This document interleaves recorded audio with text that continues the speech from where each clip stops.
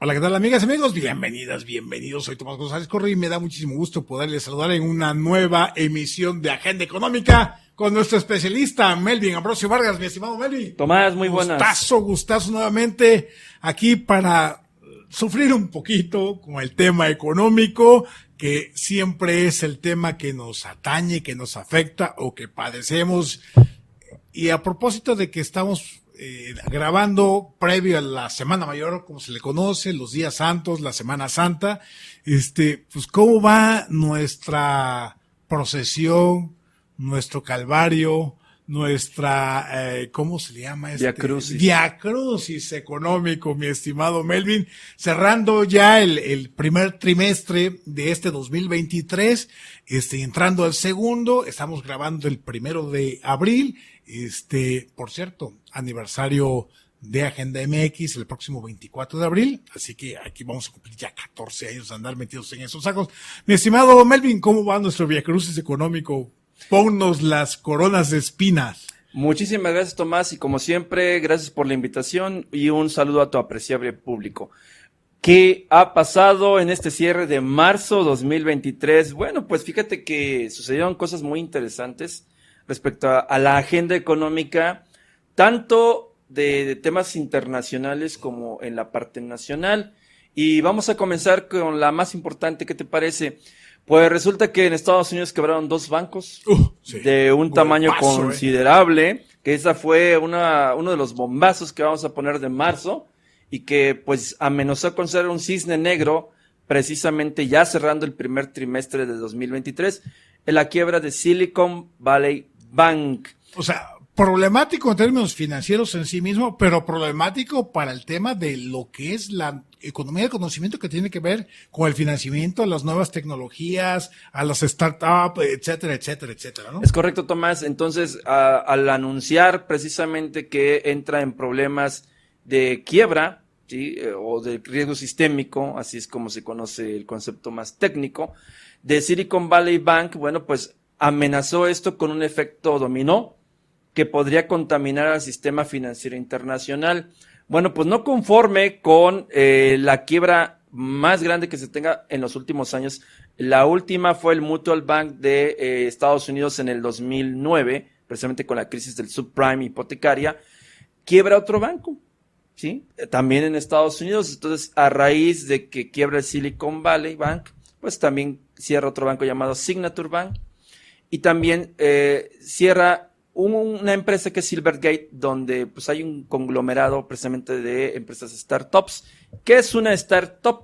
Claro. Bueno, una startup es una empresa de rápido crecimiento que tiene las siguientes características. Por lo general son empresas tecnológicas de amplia capitalización, donde el sector segmentado precisamente son aplicaciones, tecnologías o nuevos conocimientos que tengan que ver con la parte financiera, como las fintech. Uh-huh. Y que su crecimiento es tan rápido que puede ser tan exponencial. En un año ya pueden estar facturando una cantidad muy, muy importante. Esa era la cartera básicamente de Silicon Valley Bank.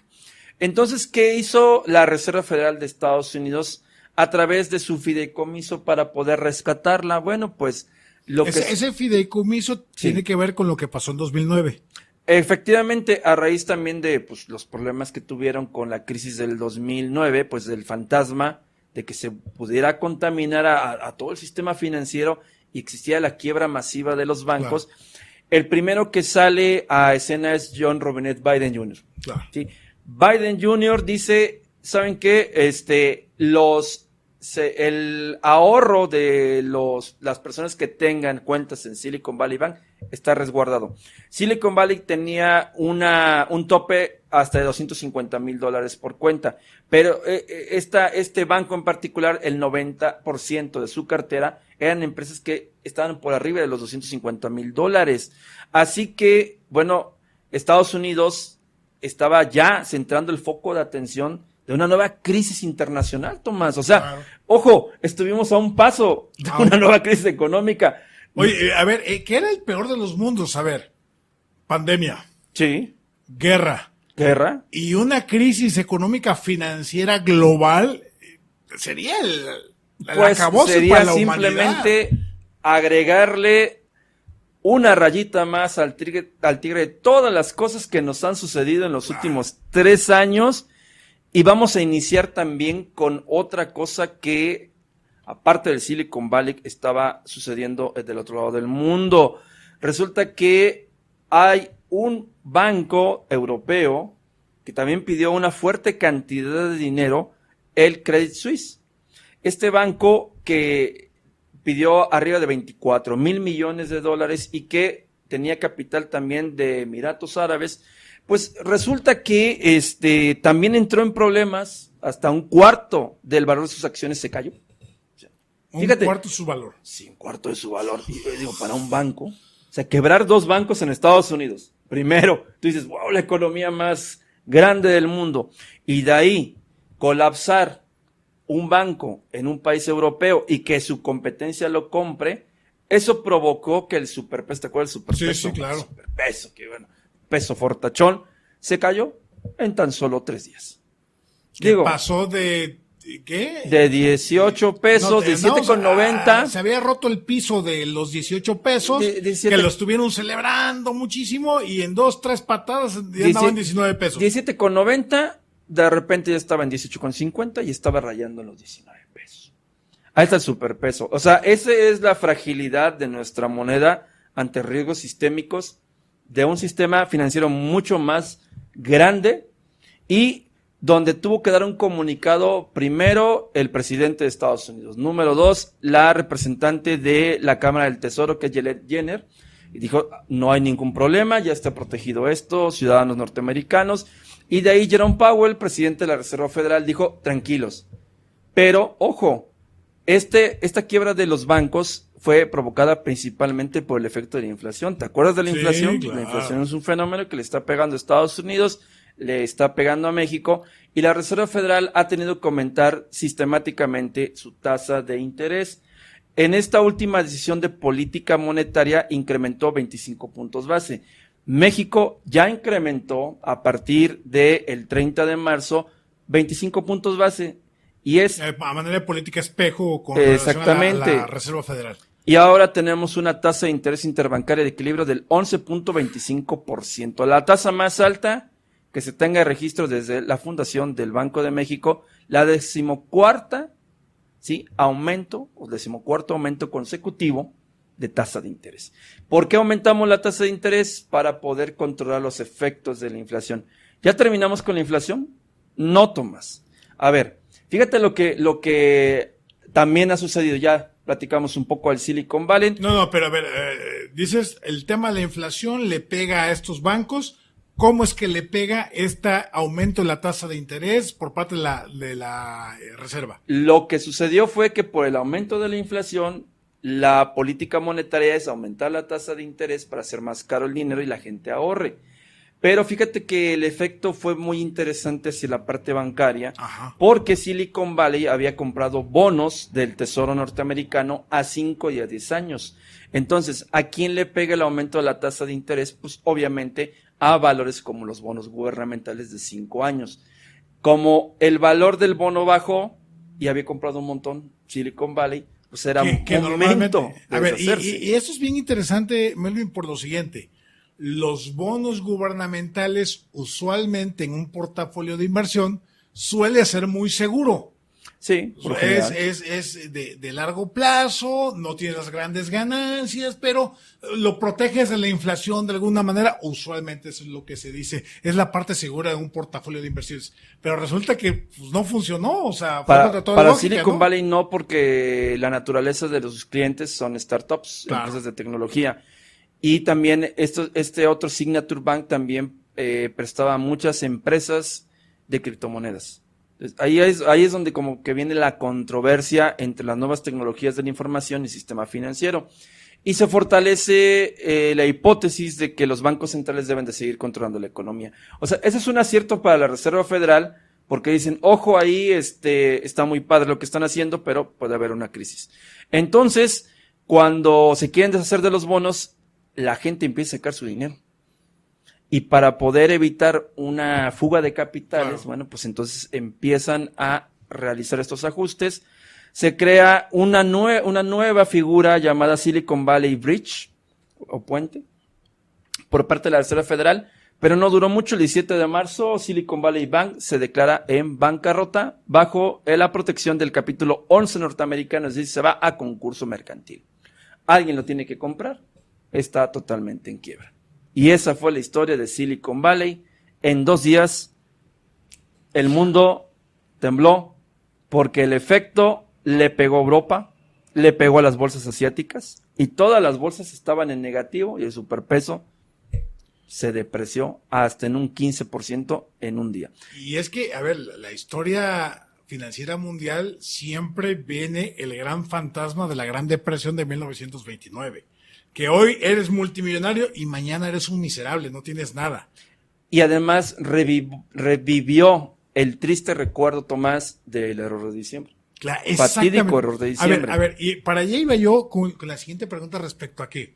Si bien 2009 sirvió para que Estados Unidos activara mecanismos de protección a las inversiones, a los depósitos, pero también el efecto de diciembre de 1994-95, que fue el efecto tequila. Así ¿no? es. En donde tuvimos el famosísimo Fobaproa, o sea, tuvo que entrarle el gobierno mexicano a rescatar los bancos. La línea de crédito por parte de los Estados Unidos fue de $50,000 millones, para decir, hey, no quiebres, güey. Digo, no porque fueran buena onda con México, sino porque muchas de las inversiones eran de pensionados. Norteamericanos también. Y de pensionados, ¿no? Sí. Entonces, o sea, ahora sí que parte de nuestra contribución al sistema financiero mundial fue esa trágica experiencia, ¿no? No, y además muchos bancos se tuvieron que reconvertir, Inverlat, se une a Scotiabank, Inverlat, Bancomer, pues ya después a Banco Bilbao Vizcaya Argentaria, BBVA, hacia el futuro, Banamex se fusiona con Citigroup, nuevos bancos empiezan a entrar en la jugada como... Y salen como Banco del Atlántico. Exactamente, Bancomex, etcétera. Y surgen nuevos bancos hacia el futuro, ¿no? Como Grupo Financiero Banorte, etcétera. Y ahí es donde empezamos a revivir temores, ¿no? De que, oye, claro, ¿y qué sucedería, sí, si esto que pasó en Estados Unidos pudiera suceder en México? La banca mexicana, en esta última reunión de banqueros, que se suscitó también ahí en el sur sureste, que es en Cancún, y con el expresidente de banca Mifel, ya no es el presidente actual, él dijo, va a ser una crisis que va a ser temporal, o sea, y después va a pasar. Y México la va a ver pasar. Rogelio Ramírez de la O, titular de la Secretaría de Hacienda y Crédito Público, todavía hace una declaración más aventurada. Dice, México está en otra órbita. Sí, ¡ay, sí, hijo! Dices, México está en otra órbita. Porque Ramírez de la O fue uno de los analistas precisamente de 1994 con el efecto tequila. Entonces, digamos que ya tiene cierta experiencia en la parte de las crisis sistémicas. A ver, entonces, nada más partiendo de ese punto significa que si no pasa nada en el sistema financiero y bancario mexicano, no es por la pericia de este gobierno, sino por los candados que históricamente el sistema financiero mexicano fue construyendo producto del error de diciembre de 1994-95. Exactamente, Tomás. O sea, no es de que sea un acierto de esta administración de que se controle la crisis, no. Porque el mismo gobierno dijo que no iba a rescatar ningún banco. Ahí se las arreglan como ustedes puedan. Si sucediera algo como esto, dice que no vamos a rescatar a nadie. Lo más neoliberal. Y entonces viene una bofetada, una cachetada con guante blanco, porque Estados Unidos sí rescató los bancos. O sea, el país más capitalista, más neoliberal, sí, rescata bancos. Y dicen, bueno, y además de no se preocupen, ahorradores, su dinero está completamente seguro. Y hoy rescatamos bancos, rescata Estados Unidos banco, pero Obama en su momento rescató a las grandes automotrices, sí, a las de Detroit, ¿no? Que estaban prácticamente quebradas. En la lona, y también Estados Unidos, con esa crisis inmobiliaria, vio cómo sus fideicomisos de vivienda, pues, colapsaron, y cómo los bancos más grandes, Bank of America, pues también tuvieron broncas, porque la crisis empezó a contaminar a la economía real. O sea, ya no era una crisis de bolsas Claro. y de que, no, o sea, ya la gente ya lo estaba sintiendo. Y eso fue lo que pasó, Tomás, en la segunda semana del mes de marzo. Apenas acabamos de terminar Oye, eso. sí. Fue una locura porque Fue un vendaval, así un nortazo tipo el puerto de Veracruz. imagínate, al final de cuentas, la competencia del banco suizo, UBS, lo compró, porque ya no aguantó el tema de la liquidez, y entonces eso provocó ese colapso con ese banco, lo compró su rival, se fortaleció, y entonces la Reserva Federal salió triunfante, ¿sí? Y la banca tradicional norteamericana dice, somos sólidos. México dice, tranquilos, no pasa nada. Andaban bastante nerviosos. Sí, claro. El tipo de cambio se depreció a una velocidad muy importante y es innegable que en esos días todos estaban expectativos de que, oye, ¿y si esto continuara? Pero bueno, desafortunadamente, Tomás, ahí se paró el efecto, el famoso Silicon Valley Bank. Con ese inicio, Tomás, me gustaría platicar también de otra cosa que está pasando en Europa. Venga.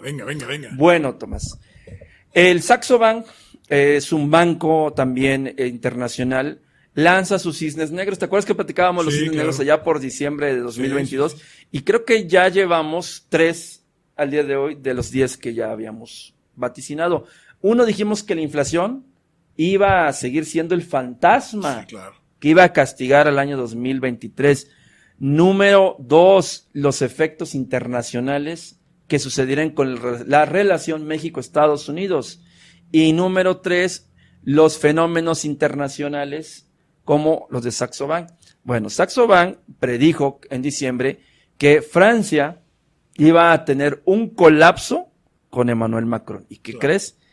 Pues los franceses están que arden. Y le damos aquí el contexto. Resulta que el presidente de Francia incrementó la edad de jubilación y aumentó la edad para que las personas que ya tuvieran cierta cantidad de años trabajando, pues trabajaran más años. Pues se le vino el mundo encima. Los franceses están que quieren derrocarlo, están tomando las calles, los propios policías se están poniendo del lado del pueblo, están muy en descontento con Emmanuel Macron. Oye, y ese es un tema, ahora sí que como ese clásico, Melvin, tenemos que vernos en ese espejo, porque es un tema que las pensiones en el mundo en algún momento van a entrar en crisis seria, severa, y que van a tener que estar siendo rescatadas, y va a ser un boquete financiero para los gobiernos que van a tener que estar rescatando los sistemas de pensiones. Y a ver, lo voy a poner muy de claroscuro. Sí. Los sistemas de pensiones, cuando fueron diseñados, no fueron diseñados para que las personas rebasaran la expectativa de vida más allá de los 65 años. Claro. Pero resulta que las expectativas de vida ya están en los 75, 80 años. Entonces, financiar a personas ya retiradas durante 15 o 20 años más de lo esperado, pues hace reventar los sistemas de pensiones. Y por el otro lado, las bases de los jóvenes, la pirámide poblacional, ya hay cada vez menos jóvenes que coticen, y que por lo tanto los sistemas de pensiones, sus finanzas ya no están aguantando. Esa es una realidad. Es correcto, Tomás, y además hay otra cosa que nos está enseñando Francia en estos momentos, que si algo como esto puede suceder en Europa, ¿sí? Con una economía mucho más sólida, por una decisión de un presidente, podría suceder en México. Claro. A ver, ya son 2 llamadas de atención.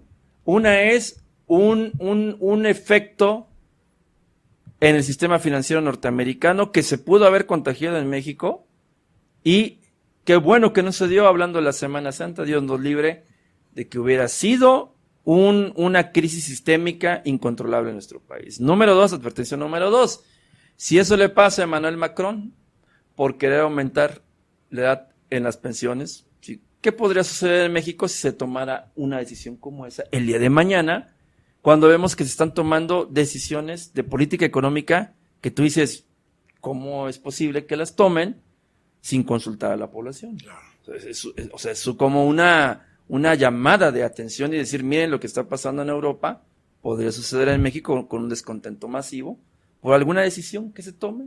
mal tomada o tratar de serla muy populista, algo que no le resultó a Emmanuel Macron. Que puede ser esa parte de querer aumentar la edad de jubilación o, en el caso muy específico mexicano, Melvin, y lo pongo sobre la mesa, es el querer tomar las AFORES, los recursos de las AFORES para financiar los proyectos del gobierno, que sería literalmente un asalto a mano armada a la gente que tiene AFORES. Exactamente, entonces digo, hay que tomar las experiencias de lo que está pasando en Europa y que no se repita en México, y si se llegara a dar ese fenómeno, lo que obtendríamos sería un efecto muy similar a Francia.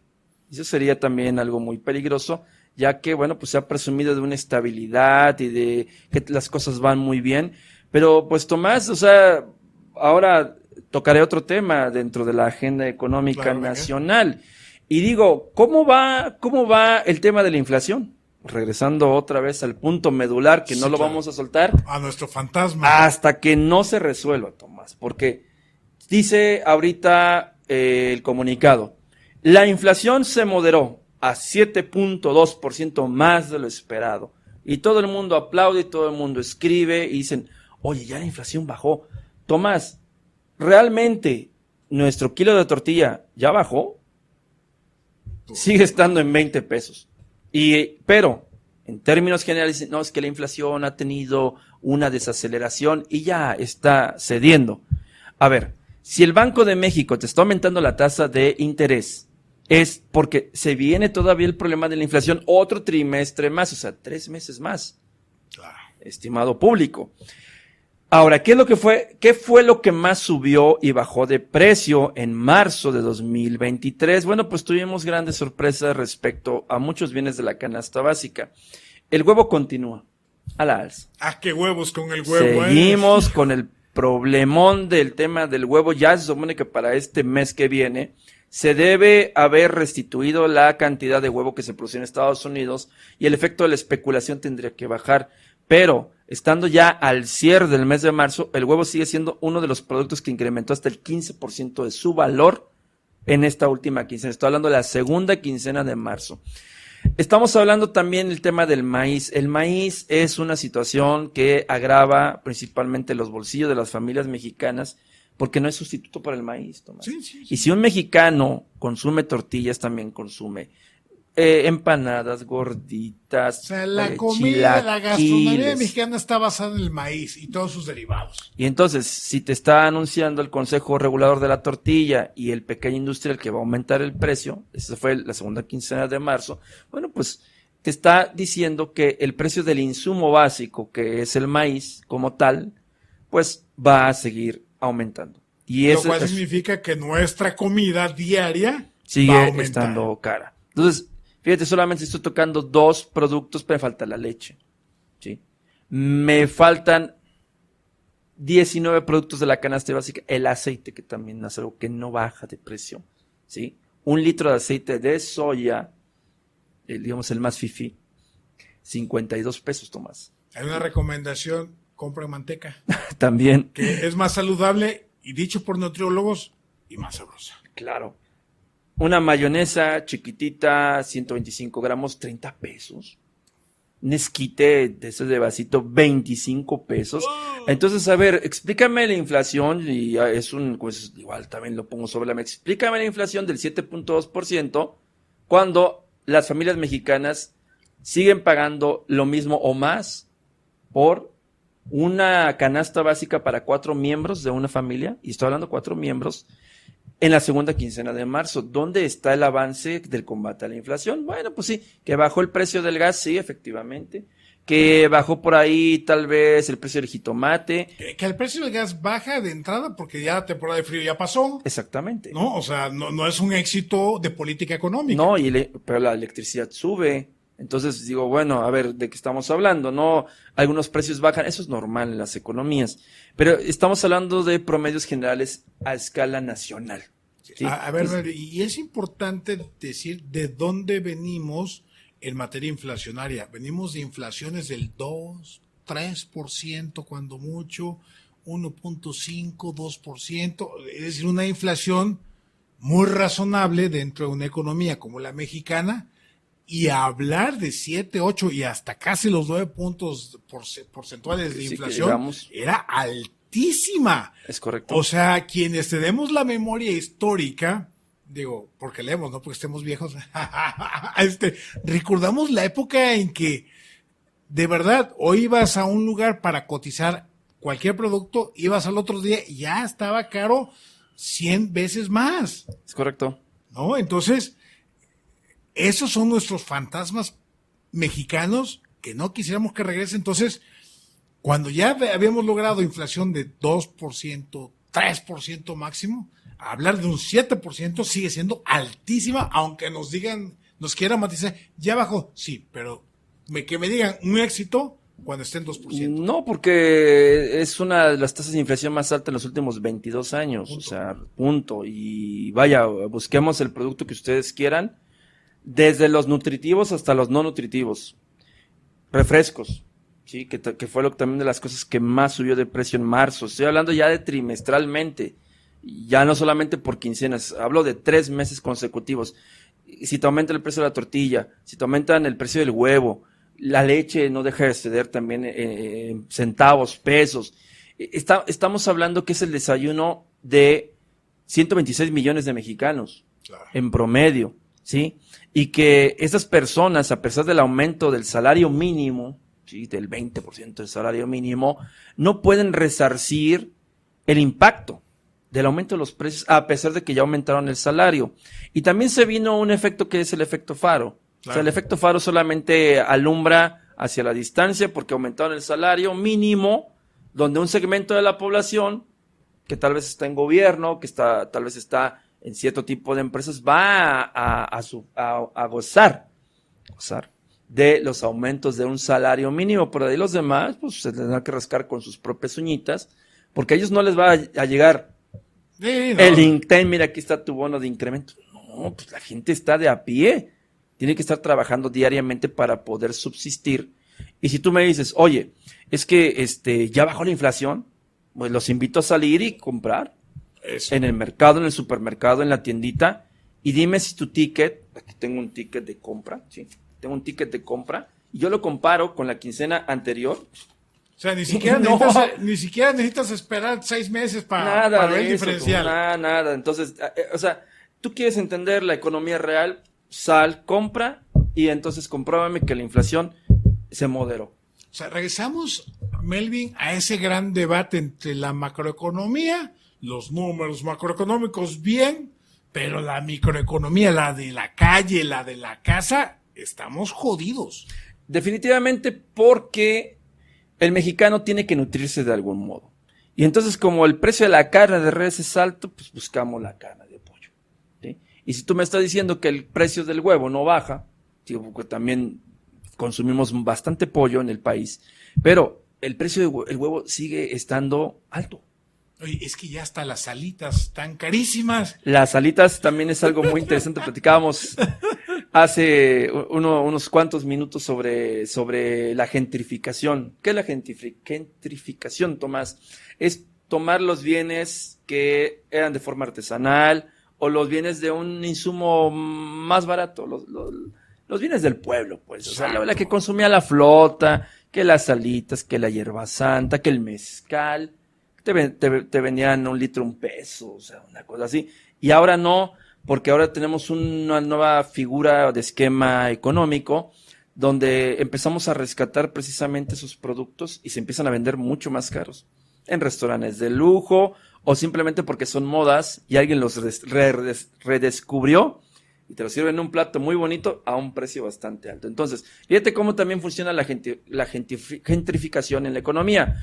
Si algo como la hierba santa, sí, la hoja santa, que los alemanes dicen Jägermeister. El Jägermeister es un licor que su principal ingrediente es la hierba santa, que es una plantita que puede crecer, no sé, en el monte, en el campo, y bueno, pues ahora ya la venden en los supermercados. Misma historia del epazote. El epazote viva lo arrancabas ahí en la esquinita y ahora ve y compra epazote y ya te lo venden en supermercados. Claro.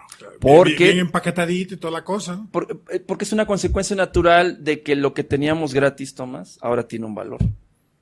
O sea, es tanta la presión del aumento de los precios que lo barato, los bienes sustitutos cercanos, ya empiezan a tener ya cotización.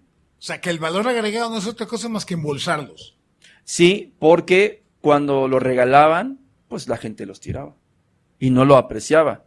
Pero ahora que el precio es alto, y te voy a poner otro ejemplo que también la gente lo va a asimilar muy bien. Resulta que de esos 20 pesos, Tomás, que estás pagando por tu kilo de tortillas, 2 pesos son por papel. Sí. Hasta así te lo pongo, o sea, y no es un invento que, oye, sí, a ver. Cuando antes llevamos nuestra servilletita, incluso algunos te cobraban el papel, pero o sea, el aumento de precios es tan alto que el precio del papel ya está incluido y es entre 1 y 2 pesitos porque ese papel que era gratis también le está costando al productor. Es como las bolsas para ir a comprar, que empezó como una idea muy ecológica, muy ambientalista, de que ya las tiendas en Jalapa específicamente ya no se deben de dar, pero ahora te las venden. Sí, porque al final de cuentas son segmentaciones de mercado. O sea, una buena acción que era reducir los plásticos de un solo uso, pues tuvo una contradicción con la pandemia.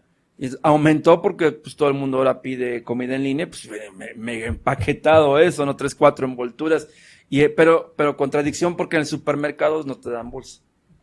Y dices, bueno, te vendo la bolsa porque antes te la regalaban y dijeron los empresarios, oye, también le estoy perdiendo ya el plástico. Entonces, ese es el problema, Tomás, de que más allá de fenómenos como la reduflación también, que es otra cosa que platicamos en marzo, si tú sientes que el tamaño de tus productos es más pequeñito, no te están... No es ilusión óptica. No es ilusión óptica. Sí están bajando el tamaño, se llama reduflación. ¿Qué es la reduflación? Bueno, las empresas y algunos comercios lo que hacen es venderte presentaciones más pequeñitas. Y la reduflación se da de muchas formas. O le bajas la calidad al producto, o lo disminuyes en gramos, en piezas y demás, y te empiezas a ver presentaciones así chiquititas. O sea, kilos que ya no serían 1000 gramos, sería 900 gramos, 900 gramos, 800 gramos, ¿no? Las paletas de marca muy famosa que eran de ese tamaño, ahora son así chiquititas. Y tú dices, oye, ¿sí se están haciendo más pequeñitas las cosas o mi ingreso se está haciendo más chiquito? No, ¿no? hasta los pastelillos, marinela, todo ese tipo de cosas, digo que eventualmente era por el rollo de para evitar la gordura y todo ese rollo, los pastelitos más chiquitos. Sí. Pero no, y es justamente para que tu antojo, y ya es más chiquito y eventualmente más barato, pero que al final del día es una porción muchísimo menor. Mira, una comida de gordo pobre que dicen así es el concepto. Gordo pobre es cuando buscas, digamos, lo más barato. Que llene. Sí, que llene, aunque sea proteína sucia y demás. Un mexicano en promedio, aunque compra aquí en esas tiendas con color rojo y demás, no se gasta menos de 60 o 70 pesos. Podría comprarse 2 hot dogs, Los vikingos. una coca y ahí las promociones que tengan entre 60 y 70 pesos y eso ya es una comida para ellos. ¿Sí? Y compite directamente con las fondas. Sí, que la comida corrida es 55, 60. Exactamente, 70 pesos. y entonces fíjate cómo es la desesperación del mexicano que dices, bueno, no hay de comer, pues voy aquí aquí a la tienda de conveniencia. Y además no pierdo tanto tiempo. No pierdo tiempo, me lleno y demás. Y entonces, fíjate, no estamos atendiendo un problema que tanto se ha cacareado también en gobierno federal de una alimentación sana y la cruzada contra el hambre y que Segalmex también con sus escándalos, Sí. que tú dices, oye, pero... ¿No quedan diferentes? Exactamente, y entraría un poco ahí temas de la política y te pones a reflexionar cómo era, por ejemplo, Conasupo, ¿no? Y las tristes historias de Conasupo, que ya mucha gente conoce y otros no conocen porque son de la nueva generación. Exacto. Entonces, Segalmex, ojo, no la primera vez que pasa eso en México, ya había sucedido en otras administraciones, pero te das cuenta que el manejo, por ejemplo, a nivel federal de los recursos alimenticios del mexicano es un negocio para particulares. Exacto. Un negocio en el cual es más grande que la estafa maestra. Se habla de 15,000 a 20,000 millones de pesos. Y que no hay, lo robado, lo y que no hay asaltado. culpables.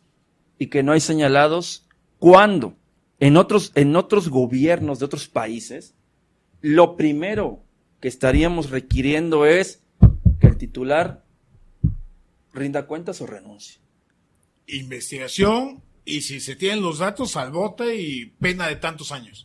Ahora, este tipo de organismos como CONASUPO, Segalmex, se crearon para algo muy particular, que era ofrecer productos de calidad a las familias con ingresos más desfavorecidos. Tomás, ¿con qué confianza nosotros podemos decir que se están comprando bienes de excelente calidad a un precio inferior cuando estás viendo desvíos de recursos, cuando no llegan los productos, cuando te das cuenta que esos productos pues no son de la mejor calidad, que los entierran incluso cuando no se venden? O sea, eso es desperdicio en términos económicos, Tomás. Lo que se está provocando es un desperdicio de los recursos públicos. Y a ver, y es que entendamos la lógica de una empresa como Segalmex, o lo que antes era CONASUP, era hacer megacompras para que a comprar de manera masiva, donde tú compras te lo venden relativamente más barato. Ajá. Eso le llaman que compra consolidada, una cosa Pues así, ¿no? vamos a poner que un apoyos ¿Sí? a la No, población. a lo que me refiero es que por qué el tema de Walmart, por ejemplo, es que relativamente está más barato, pues porque a nivel mundial Walmart puede comprar lo que quiera, volúmenes brutales, y por eso los consigue más baratos. Bueno, guardando toda proporción, Segalmex sería eso, pero si al final le están saqueando a Segalmex, pues No entonces hay- ¿dónde está la ganancia? Y además no hay una garantía entonces de que yo como consumidor vaya con esa confianza y diga, pues voy a una tienda Segalmex o este producto, ¿de dónde vino? Exacto. Digo, si le están haciendo chanchullo acá, pues puede estar rebajado, puede ser de qué calidad. Como Ahora, cuando se compró la leche radioactiva hace algunos también años ya eso con fue Azumpo. un súper escandalazo allá por 1986. Y entonces, esas mismas autoridades de esa época son los mismos titulares actuales. Exacto. Así es. Digo, si quieres transformar las cosas, pues deberías, como dices, el vino no puede estar en botellas viejas, ¿no? Exacto. Debería estar en botellas nuevas. Entonces, ese vino ya está rancio, Tomás. Oye, Melvin, un tema que me trae pendiente por ahí es el que siempre sí nos vamos a la disputa en materia energética. Bueno, fíjate que para mala fortuna del titular del Ejecutivo, pues las últimas reformas no han caminado como se ha querido, porque hay intereses muy fuertes por parte de Estados Unidos. Fíjate que la última declaración, hablando del Silicon Valley, fue de Larry Fink, dueño de un fondo de inversión gigantesco llamado BlackRock. Es un fondo tan grande que son dueños de muchísimas empresas en el mundo. Y curiosamente, hablando de la reforma energética y de todas las reformas que hacia el futuro quieran hacer, tendrán que negociar con BlackRock. Y, híjoles, pues, o sea, el gran jugador. Está cañón, porque las plantas de ciclo combinado, las tecnologías y demás energéticas que se ocupan todavía con combustible fósil, es inversión norteamericana. Y estamos regidos bajo el TEMEC. Entonces, el capítulo energético del TEMEC dice trato no discriminatorio a empresas norteamericanas. Entonces, por más que le muevan, por más que se quiera reformar, mayor participación de Comisión Federal de Electricidad, etcétera, se van a topar con el TEMEC. ¿Sí? Y toparse con el TEMEC es entrar en controversias con nuestro primer socio comercial llamado Estados Unidos. Te actualizo nuevamente temas norteamericanos, que es otro de las cosas que sucedieron en la agenda económica, precisamente, que ya Estados Unidos le está echando el ojo a un tema que también se había discutido en enero, hablando trimestralmente, en la cumbre de líderes de América del Norte.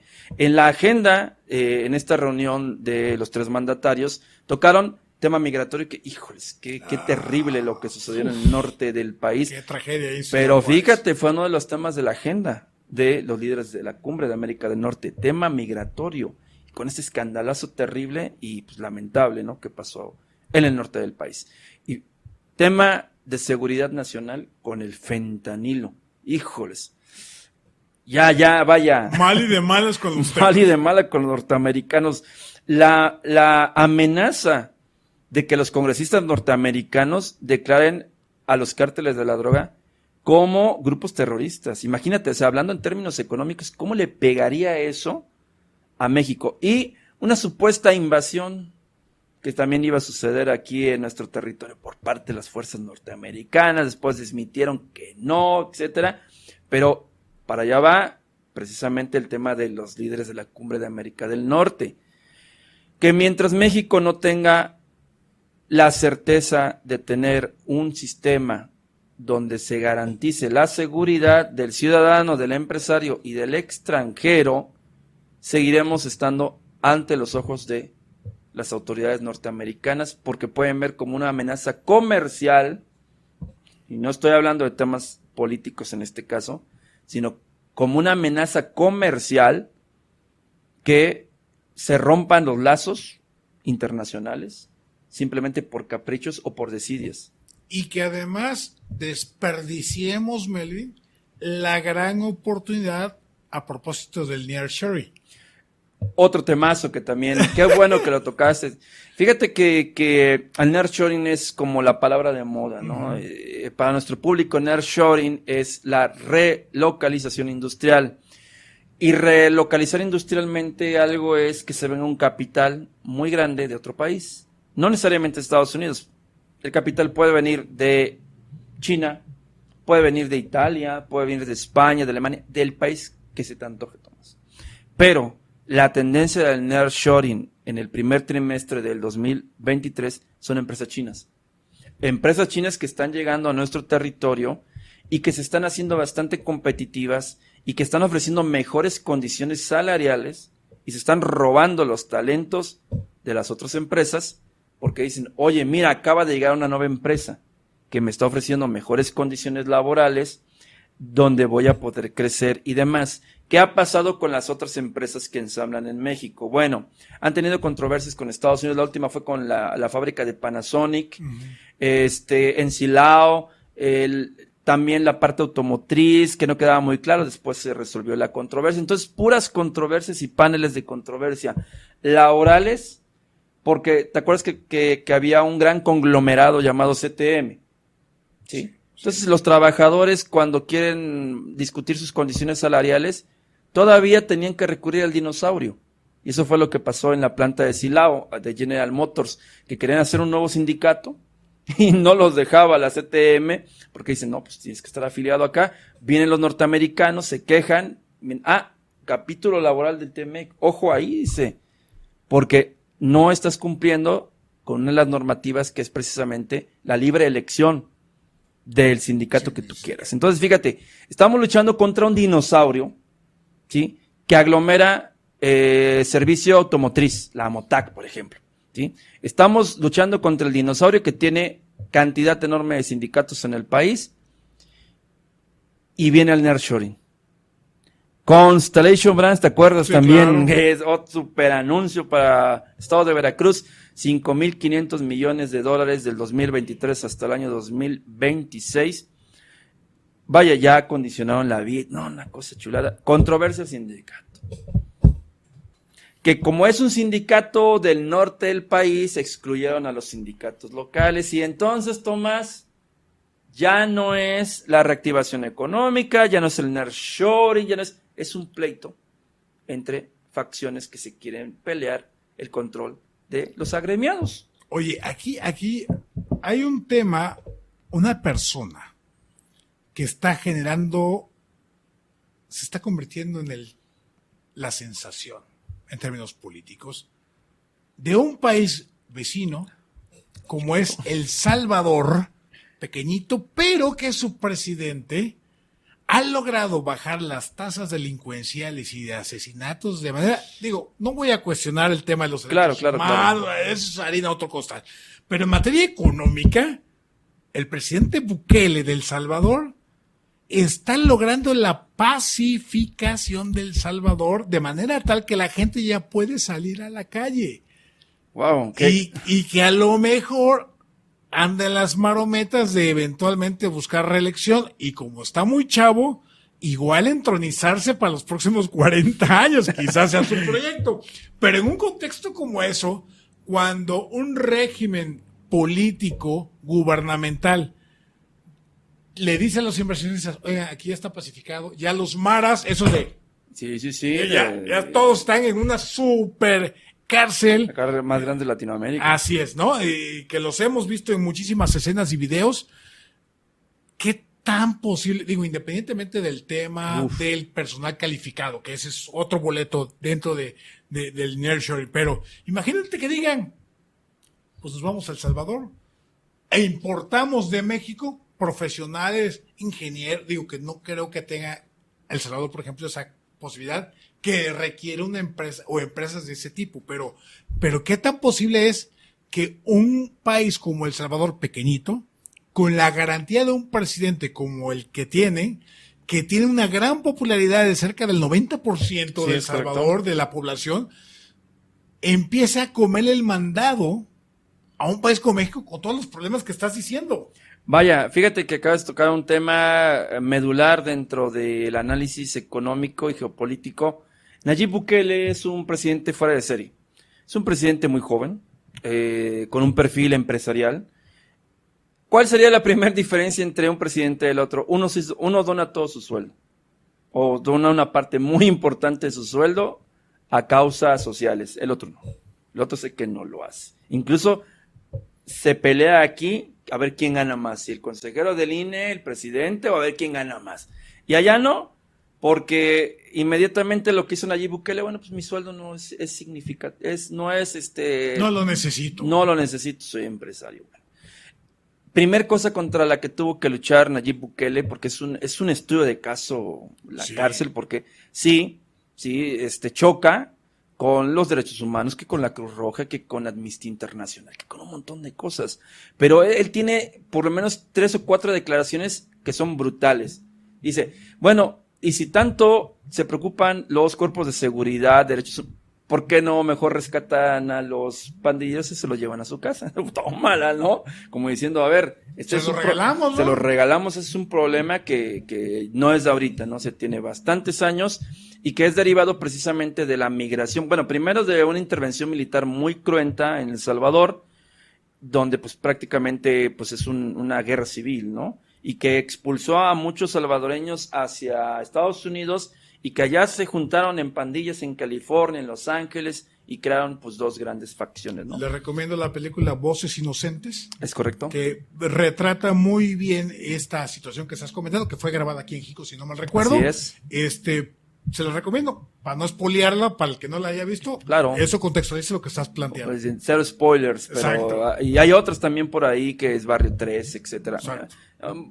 Películas que retratan una realidad muy cruenta en el país. Oye, Tomás, pero que es el mismo retrato de México, ¿eh? O sea, si yo veo esas películas y te digo la situación de El Salvador, haz de cuenta que te estoy hablando de México. Y se sorprenden las personas porque dicen, no, ¿cómo es posible que las maras y que los pandilleros? Oye, voltea a ver a tu país. Aquí también tenemos el problema, solamente que el problema es así, de este tamaño. Extendido en toda una nación que es mucho más grande que este pequeño país Salvador. Bueno, ¿qué es lo que hace Nayib Bukele? Entra en un estado de excepción. Entonces, Tomás, cuando se anuncia esta noticia, que realmente fue una noticia que acaparó, yo creo, los titulares de todo el mundo. Sí. La cárcel más grande de Latinoamérica en un país tan pequeñito con un problema enorme que es la Mara Salvatrucha. Y que, pues sí, efectivamente las imágenes le dieron la vuelta al mundo.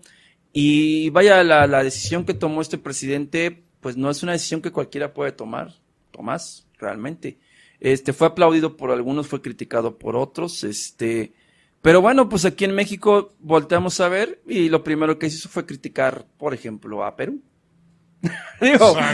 digo, entrando en temas de geopolítica, y dices, bueno, ¿y qué es lo que hizo Nayib Bukele? Pues creó una cárcel tan grande, dice como 4 campos de fútbol, les quitó todos los privilegios. Y los está poniendo. Todos son todos. No, todos privilegios es que no tienen colchón. Así de sencillo, no tienen zapatos, no tienen ropa. nada. Y otra frase fuertísima, Tomás. Dice, ¿y les van a dar de comer solo tortilla y frijol? Y entonces el funcionario de la cárcel dice, sí, les vamos a dar, y les van a dar proteína. Claro que les vamos a dar proteína, pero primero vamos a alimentar a todos los niños de las escuelas públicas.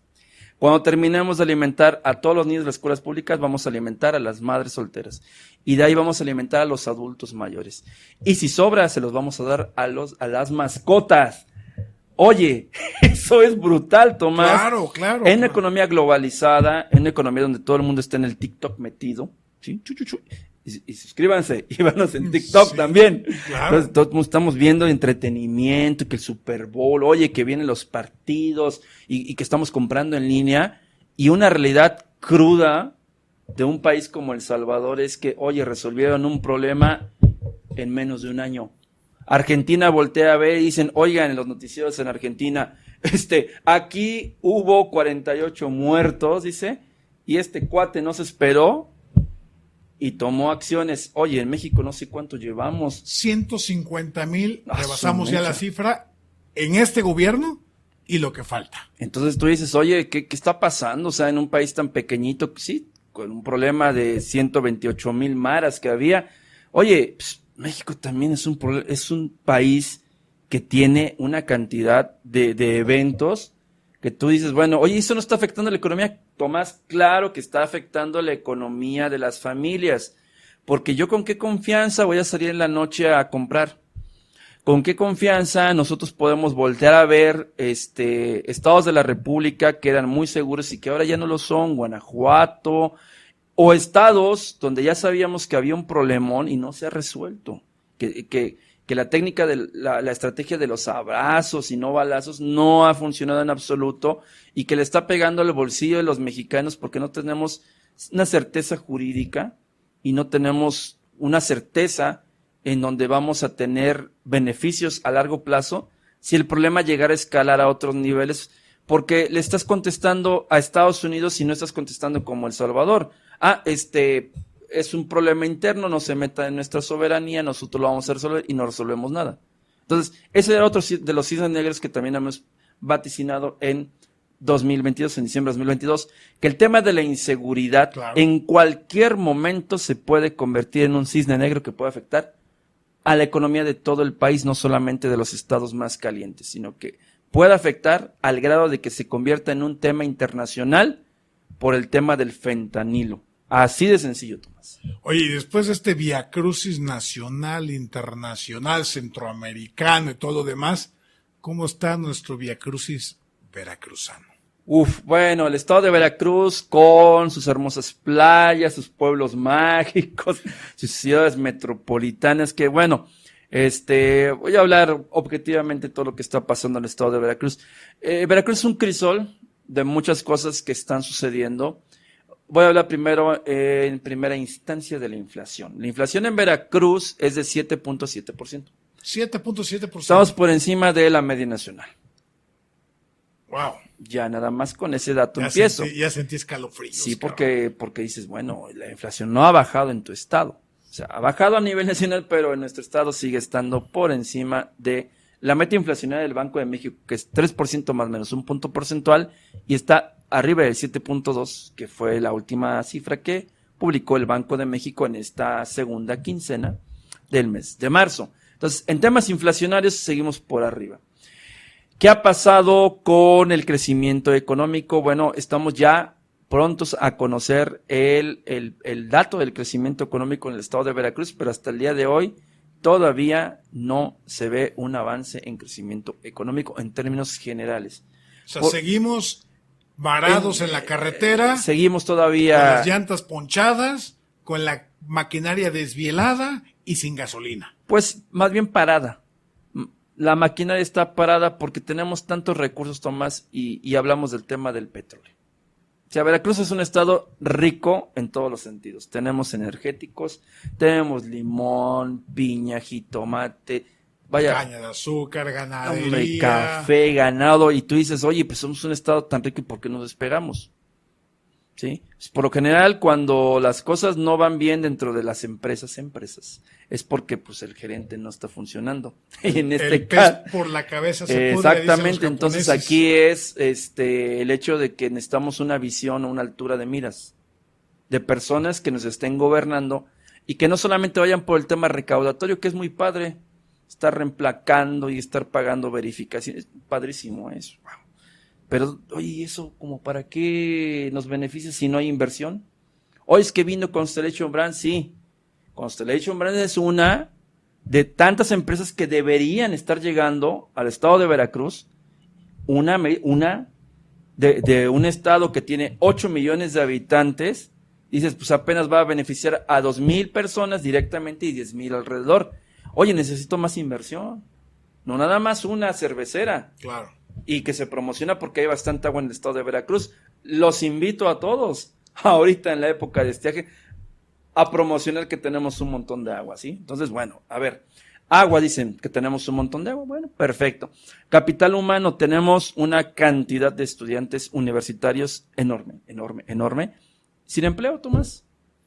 Ese es el estado de Veracruz que tenemos ahorita, un estado rico que no se ve, en términos generales, poder explotar esa riqueza y redistribuir en la población y darle empleo a los más jóvenes, mis estudiantes que están en licenciatura, en ingenierías y que están luchando por conseguir su primer fuente de trabajo, y que lo que van a encontrar, Tomás, y que también se pregonó a nivel nacional, es que se crearon 270,000 empleos en el país. ¡Ah, caray! ¿En dónde los crearon? Digo, aquí, no muchos.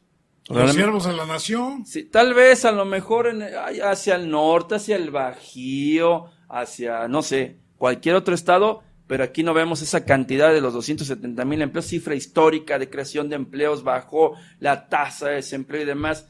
Salgamos a buscar en qué rango están esos empleos que se crearon.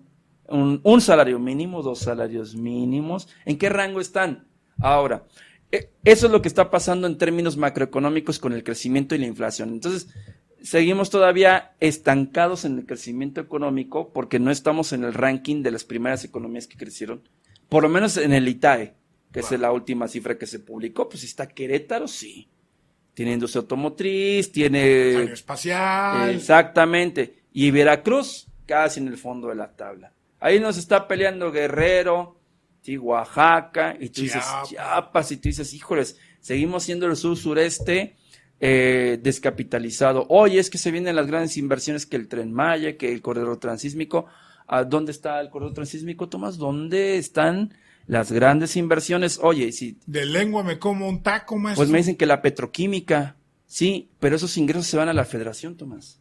O sea, no son ingresos que se redistribuyan equitativamente en el estado a través de su fórmula, se van a la federación, se redistribuyen en el país, ahí te lo regreso, en función de la población que tengas. Tenemos 8 millones de habitantes, el Estado de México va a recibir más recursos porque tiene 29 millones, solamente porque tiene más habitantes, así de sencillo.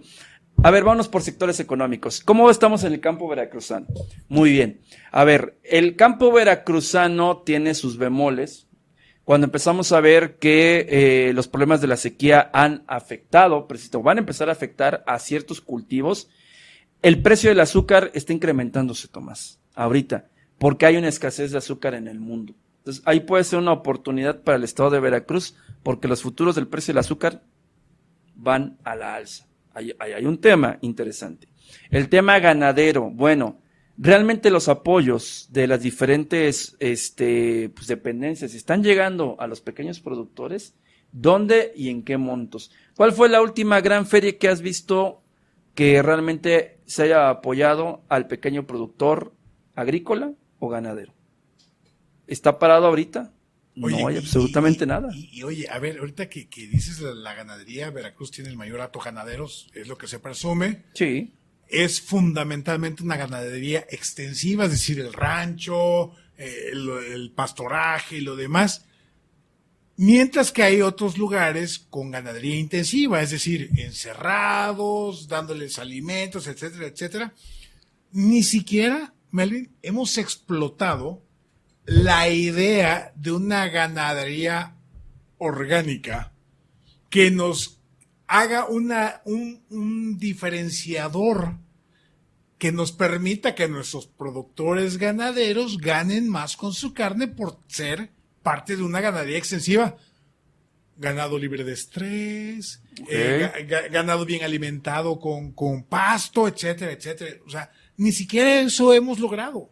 Fíjate, Tomás, que hay diversos ejemplos en el estado de Veracruz. Unos son de éxito y otros son pues de tristeza, ¿no? Lo que queremos ver en términos generales es que nuestro hato ganadero sea realmente reconocido, ¿no? Porque hemos estado en primeros lugares nacionales en otros años y ahorita tristemente vemos cómo hay estados del norte que están siendo mucho más reconocidos porque tienen una mejor infraestructura de transportar las cabezas de ganado hacia el norte del país y hacia la frontera. Entonces, aquí temas medulares que se tienen que trabajar, Tomás. Número uno, mejorar la genética. Claro. Del ganado que tengamos. Hay ejemplos muy interesantes en el estado de Veracruz, personas que están produciendo Beefmaster, por ejemplo, ganados bastante voluminosos con un buen rendimiento en carne, ganados de doble propósito, lecheros cárnicos, adaptados para zonas tropicales, mezclas de cebú con suizo, con pakistaní, incluso hasta indo-pakistaní con brasileño.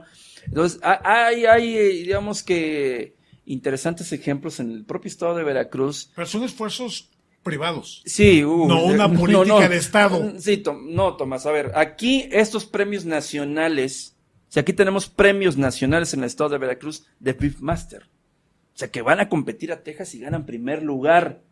Pero no es un subsidio que venga de ninguna dependencia, es el sacrificio y la inversión de ganaderos veracruzanos que se tienen que rifar y decir, ¿sabes qué? Le voy a invertir a una muy buena genética, a una alimentación, y entonces ya empezamos a tener premios nacionales, pero no es por ningún apoyo de ninguna dependencia. Yo considero que se ha abandonado el campo veracruzano, porque estas dependencias más que el apoyo, yo creo que es la foto.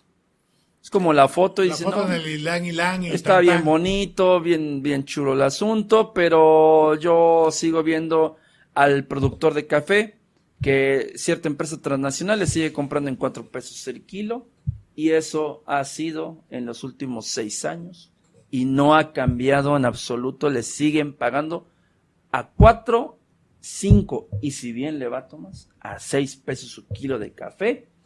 Imagínate todo el esfuerzo que implica crecer una plantita, cuidarla, regarla, y de ahí esperar el tiempo necesario para que se lo compren a tampoco. Oye, 6 pesos, ¿qué te compras? Incluso, ¿qué te compras con 6 pesos ahorita con la inflación?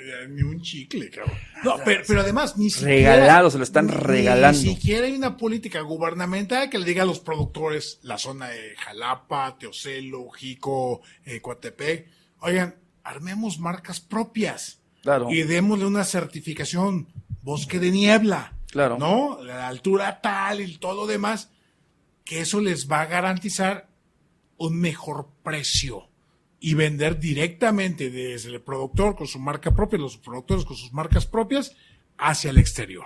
Ni siquiera eso ha hecho ni los anteriores gobiernos. No, porque hablamos precisamente de que es más importante decir, oye, los grandes resultados para mi cuate, tú eres mi cuate, pues ahí va el apoyo, ¿no? Oye, pero es que se apoya como para 10 productores. No, porque va primero, güey. Y vamos a tomarnos una foto, vamos a decir los grandes logros, los grandes capitales, vayamos al campo veracruzano. O sea, si usted tiene alguna duda, estimado televidente, bueno, pues váyase a dar una vuelta al campo. Digo, si realmente están los grandes beneficios, vayamos a explorar y efectivamente ver si estas granjas, si tienen esos resultados que tanto pregonan el gobierno. Híjole. Y nos llevaremos ahí unas grandes sorpresas. Algunos sí, wow. Cooperativas, por ejemplo, los limoneros, mi reconocimiento a los productores de limón persa, que es uno de los cultivos, Tomás, que ha crecido impresionantemente.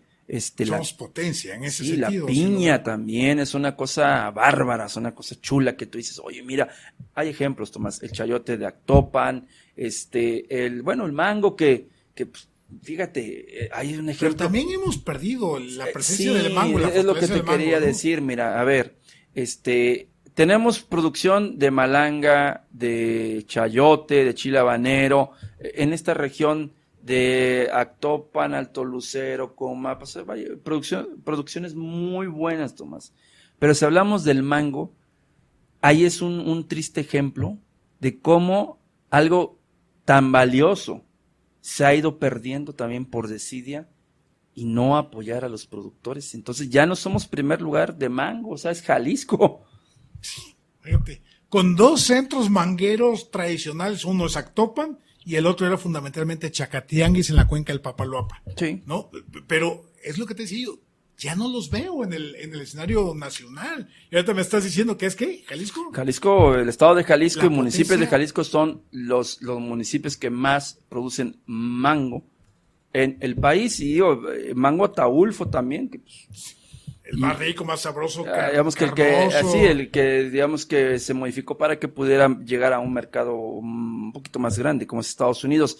Pero ahí te das cuenta cómo se está perdiendo muchas de las ventajas que teníamos como estado. Entonces ya no hay apoyo a los productores de café porque dicen ya no es rentable el café. Pero pues todos los días tomamos café, Tomás, salud cafetera. Es más, ha aumentado el consumo del café. No, hombre, y ha aumentado el precio del kilo del café molido, tostado, gourmet, de exportación o como ustedes le quieran llamar, hasta en 167 pesos a 200 pesos el medio kilo. Ya te iba a dar no, espérame, si decías el kilo. No, hombre. Medio kilo. ¿Te acuerdas del kilo de tortilla? Bueno, pues lo mismo está pasando con el café. Y Tomás, estamos hablando de los satisfactores de una economía en la cual Veracruz debería ser líder, porque bueno, pues sin criticar también, pero más del 60% de lo que se consume aquí en el estado de Veracruz viene de Puebla. Las hortalizas de Puebla. Todo viene de Puebla, hasta la rosa, las flores, estos de los arreglos que ustedes pueden ver aquí en la ciudad capital, no vienen ni de Fortín de las Flores, ni vienen o del Estado de México o de Puebla. Y tú dices, bueno, ¿qué estarán haciendo en Puebla? Que son más productivos que nosotros, digo, ¿qué? Y nuestra fruta, nuestra verdura, ¿dónde va? Fácil, se va a la central de Abastos, se va a Huixcolotla, se va a Morelos, y de ahí regresa al estado de Veracruz. Nos los dan con valor agregado a través de los supermercados y tan. Entonces, no está funcionando el esquema. Ahí debería ponerse las pilas la persona que está encargada de la parte agrícola en el estado de Veracruz, estos grandes representantes, ingenieros agrónomos, que pues ya se pongan las pilas, ¿no? Digo, porque pues ya pasó la época, como dicen, de estar tomando las fotos, ya queremos acción. Así es. Bueno. Oye, mi estimado Mel, pues ya andamos en el cierre, prácticamente. ¿Con qué nos vamos quedando después de este viacrucis económico nacional, internacional y veracruzano? Muy bien, Tomás. Bueno, pues en términos muy generales de lo que pasó en el primer trimestre del 2023, es que la inflación continúa siendo un problema, que en términos generales, bajo la jerga que se ocupa en la economía, dicen que se moderó en términos numéricos, de 7.9 a 7.2%, pero estamos por encima de la meta inflacionaria del Banco de México. Aumento de la tasa de interés interbancaria de equilibrio, 11.25% histórico, la 14ª en aumento consecutivo. Entonces, esto puede traer varias consecuencias: encarecimiento de los créditos hipotecarios, crédito al consumo, tarjetas, nómina, etcétera. Entonces, agárrese porque va a aumentar el precio del dinero. Crecimiento económico, bueno, lo celebran, dice que hemos crecido 4.3% en el primer trimestre del año. Digo, bueno, por fin, Tomás, después de 3 años ya crecemos económicamente. Bravo, pero un aplauso. Pero ante lo perdido, el acumulado de crecimiento es marginal. Bueno, pues ahí está, por fin un crecimiento económico después de 3 años. Después de 3 años, Tomás. O sea, esta administración, ¿cuándo empezó? En el año 2018, diciembre de 2018. 18, 19, 20, 21, 22. Oye, no manches. Está cañón, ¿no? O sea, y no vamos a llegar a la meta de crecimiento económico del Plan Nacional de Desarrollo ni de cerquita. Que era de 6%. El 6%. ¿No? Y ahora ya es 4%, ya le rebajaron, ¿no? Y dices, bueno, está bien. Bueno, y últimos puntos. Continuará el incremento del precio del huevo y la tortilla, por lo menos un trimestre más estará en un precio en el cual, bueno, pues se seguirá manteniendo, pero tendrá que bajar gradualmente. O sea, esperamos que suceda eso. Si no se nos aparece un cisne negro más por ahí. Todos los demás precios tienen que bajar. Bueno, pues esperamos también.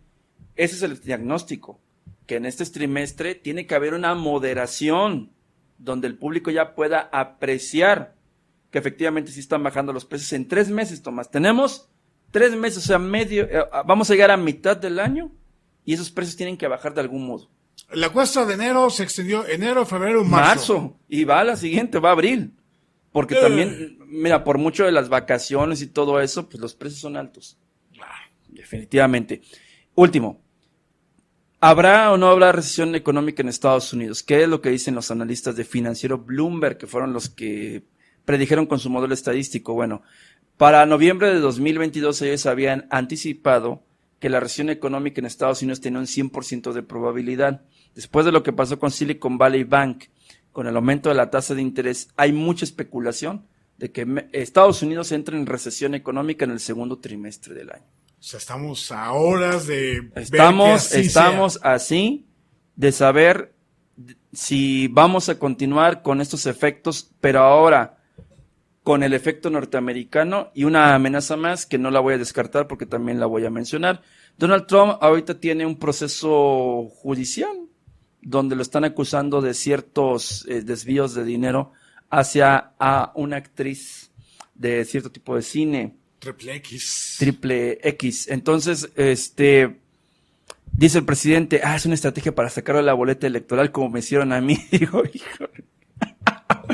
Tal vez, pero no descartemos que Trump sea un candidato de los republicanos. Oye, no, de hecho ya había arrancado su campaña. Ya los Hampton anunció ahí su plataforma y tú dices, oye, donde la resuelva y lo vuelvan a nombrar candidato y luego presidente. No, hombre, agárrate, Tomás, porque entonces todo lo que había prometido, pues, chance y nos lo cumpla. Porque como ya no tendría una nueva reelección, ya no tendría que cuidarse. Exactamente, y además, fíjate, eso sería algo desastroso dentro de todas las cosas que no han salido bien en los primeros 3 meses del año.